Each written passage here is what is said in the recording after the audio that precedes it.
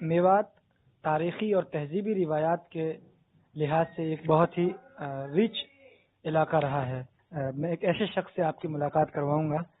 सिद्दीक अहमद मेव, जिनकी बहुत सी किताबें मेवात के ताल्लुक से आ चुकी हैं। सर, मैं आपसे आपका ईटीवी भारत में स्वागत करता हूं,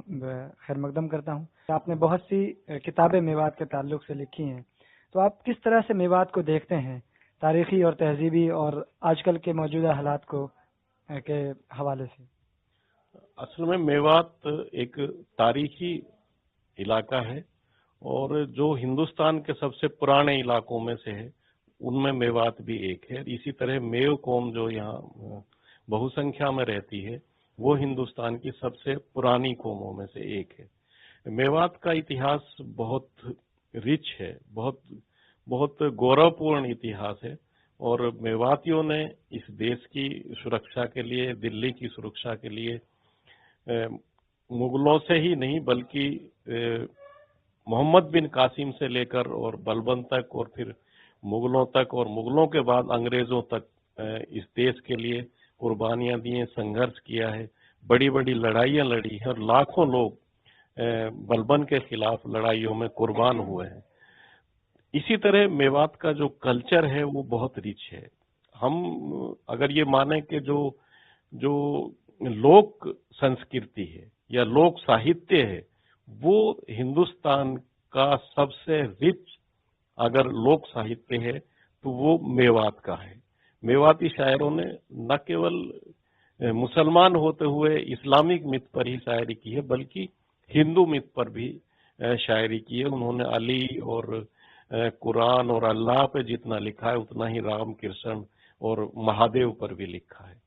तो इस तरह से मेवात एक सांप्रदायिक सौहार्द का इलाका है, धार्मिक एकता का इलाका है और मेवात हिंदुस्तान की गंगा जमनी जो संस्कृति है, उसका आज भी एक जीवंत उदाहरण है। आप मेवात की परंपराएं देख लीजिए, आप मेवात का लोक साहित्य देख लीजिए, आप मेवात का इतिहास देख लीजिए, कहीं भी मेवात में ऐतिहासिक तौर पर, सामाजिक तौर पर या राजनीतिक तौर पर उस तरह का अलगाव नजर नहीं आएगा, हिंदू, मुस्लिम, सिख, ईसाई वाला, बल्कि सब लोग अपने आप को मेवाती मानते हैं और मेवाती होने पर सब लोग गर्व करते हैं।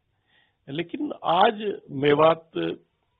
आर्थिक तौर पर, राजनीतिक तौर पर, कुछ हद तक सामाजिक तौर पर भी दूसरे इलाकों के मुकाबले में पिछड़ गया है और इसके पिछड़ेपन का एक बड़ा कारण यहाँ की जो साक्षरता दर का कम होना है, पढ़ाई लिखाई यहाँ कम होना है। दूसरी बात, मैं फ्रैंकली स्पीकिंग ये कहूँ कि मेवात को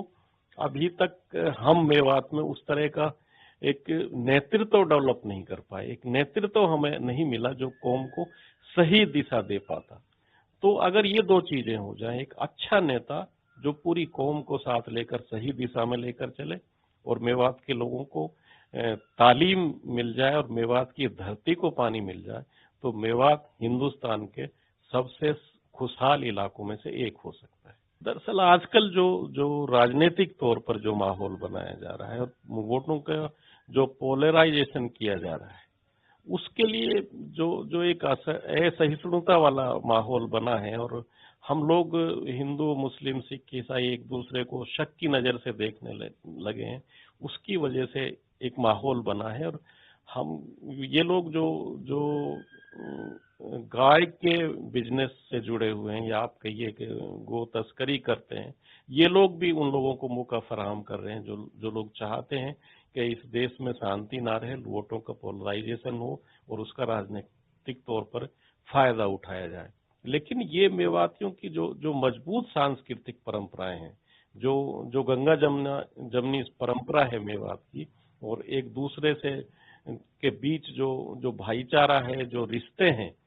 उसका ही उस मजबूती का ही एक कमाल है कि इतना सब कुछ होने के बाद भी मेवात में शांति है और मेवात में उस तरह का कोई माहौल डेवलप नहीं हो पाया है।